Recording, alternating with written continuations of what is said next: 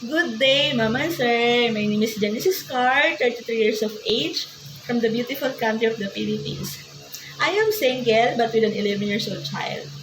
I am graduate in secondary level of education. I am the oldest among my 5 siblings.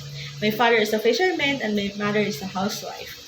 I worked as a caretaker from 2019 to 2023 to an 8 months old child. I've been doing all the house chores like cooking, cleaning, washing dishes, and do the laundries. I'm applying this job because I want to help my family to bring them out from poverty and to give a good life, and definitely to support my son's education. I am flexible, hardworking, can work with peers, and of course, I am willing to learn new things to improve my skills and abilities.